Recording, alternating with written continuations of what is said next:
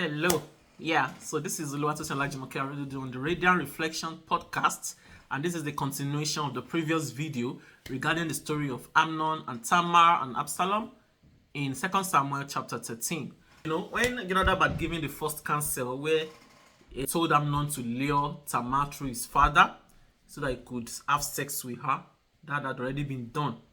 Then David was expected to react, but he didn't react. He was only just furious.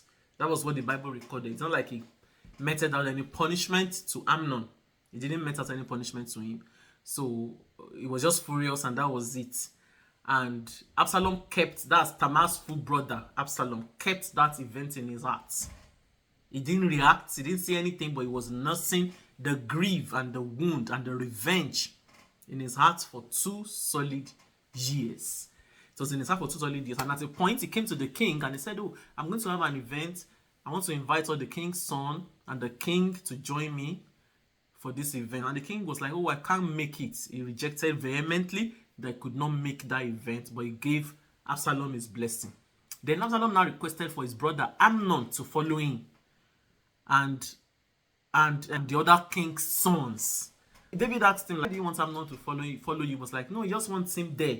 Let him just follow me and be part of the event." And David gave him his blessing. And I really want to, I'm looking at David's life as a parent. He's a very careless parent, because you know that this was the person that raped your other son's half sister.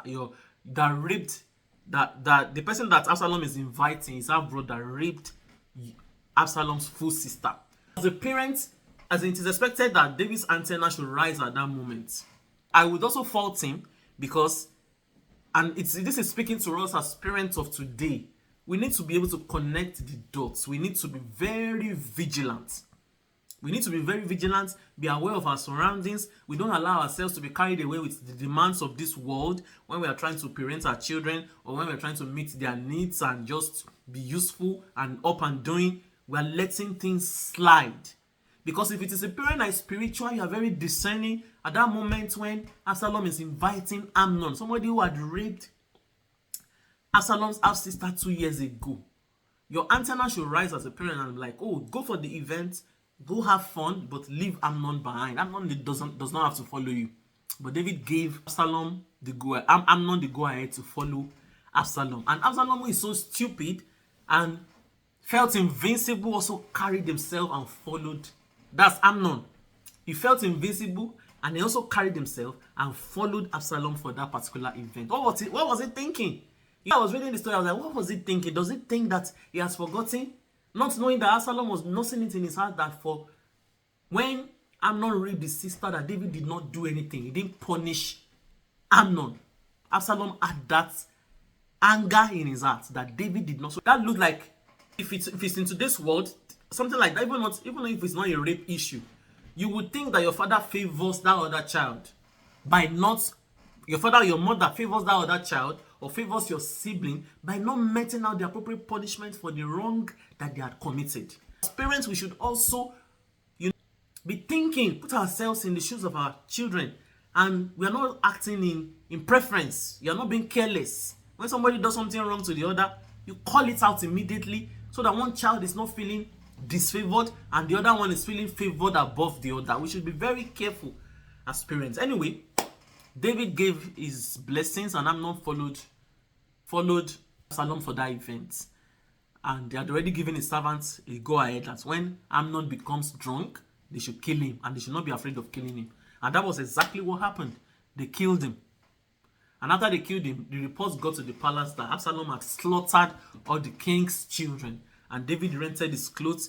His other servants all rented their clothes. They were all weeping and they were in turmoil.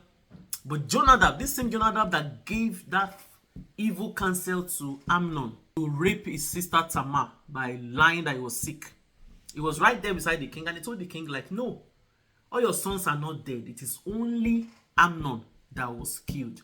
And that Absalom had nursed that thought in the last 2 years since Amnon raped Tamar. How did he know? It means that he had access to that information and he did not care to tell the king that, "Look, king, Absalom has an intention to murder Amnon. He knew that information and he kept it in his heart. He didn't reveal it to the king until the destruction happened. And this is why I called him a snake in the previous video. And we need to examine our lives. Who are the people around you? What kind of counsel are they giving you? Some of them have evil agenda. It is what you have that they want to take. They will create scenarios around you that can destroy your life so that they can take what you have. And that was who Jonadab was in the house of David, and he was able to successfully fulfill his mission.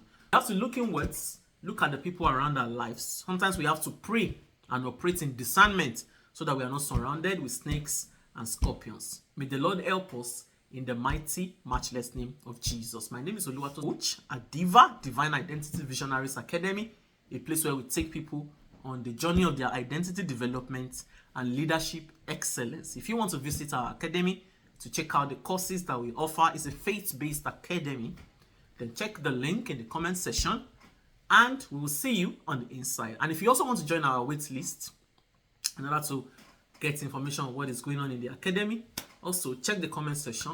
You will get the link to our wait list, and we cannot wait to have you on board or in our wait list.